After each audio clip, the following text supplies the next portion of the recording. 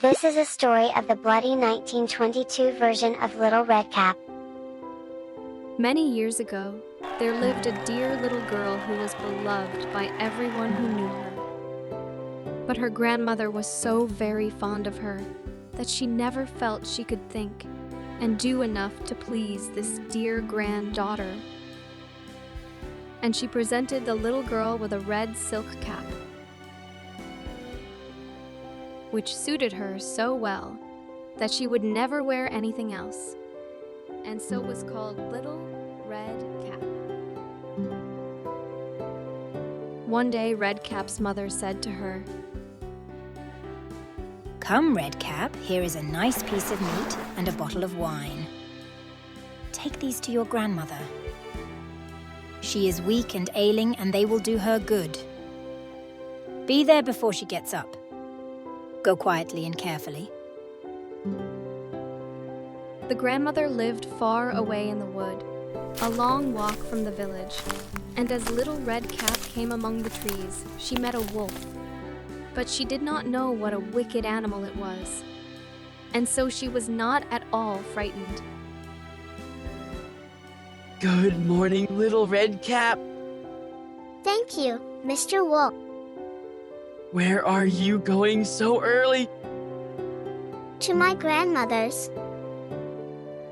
And what are you carrying in that basket? Some wine and meat.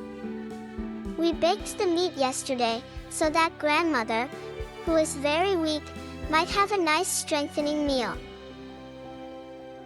And where does your grandmother live? Oh, quite 20 minutes walk further in the forest. The cottage stands under 3 great oak trees, and close by are some nut bushes, by which you will at once know it. She is a nice tender thing and will taste better than the old woman. I must act cleverly that I may make a meal of both. Presently, he came up again to Little Red Cap and said, Just look at the beautiful flowers which grow around you. Why do you not look about you? I believe you don't hear how sweetly the birds are singing.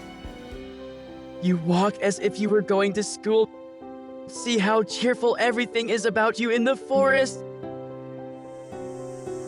And Little Red Cap opened her eyes, and when she saw how the sunbeams glanced and danced through the trees, and what bright flowers were blooming in her path, she thought, If I take my grandmother a fresh nosegay, she will be very much pleased, and it is so very early that I can, even then, get there in good time. And running into the forest, she looked about for flowers. But when she had once begun, she did not know how to leave off, and kept going deeper and deeper amongst the trees, looking for some still more beautiful flower. The wolf, however, ran straight to the house of the old grandmother and knocked at the door. Who's there? Only Little Red Cap, bringing you some meat and wine. Please open the door. Lift up the latch. I am much too ill to get up myself. So the wolf lifted the latch, and the door flew open, and without a word, he jumped onto the bed and gobbled up the poor old lady. Then he put on her clothes and tied her nightcap over his head, got into the bed, and drew the blankets over him. All this time, Red Cap was gathering flowers, and when she had picked as many as she could carry, she thought of her grandmother and hurried to the cottage. She wondered greatly to find the door open.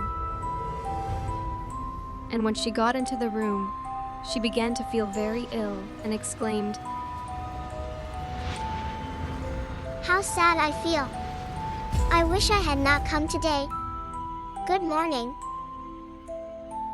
but received no reply. So she went up to the bed and drew back the curtains. And there lay her grandmother, as she imagined, with the cap drawn half over her eyes and looking very fierce. Grandmother, what great ears you have. All the better to hear you with. And what great eyes you have. All the better to see you with. And what great hands you have. All the better to touch you with. But, grandmother, what very great teeth you have. All the better to eat you with. And hardly were the words spoken when the wolf made a jump out of bed and swallowed up poor little Red Cap also. As soon as the wolf had thus satisfied his hunger, he laid himself down again on the bed and went to sleep and snored very loudly. A huntsman passing by overheard him and said, How loudly that old woman scores. I must see if anything is the matter. So he went into the cottage, and when he came to the bed, he saw the wolf sleeping in it. What? Are you here, you old rascal? I have been looking for you. Exclaimed he, and taking up his gun, he shot the old wolf through the head.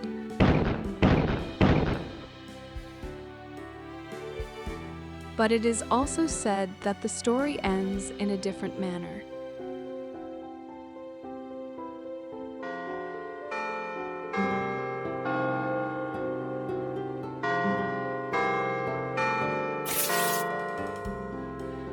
Don't forget to like and subscribe for more updates. See you soon.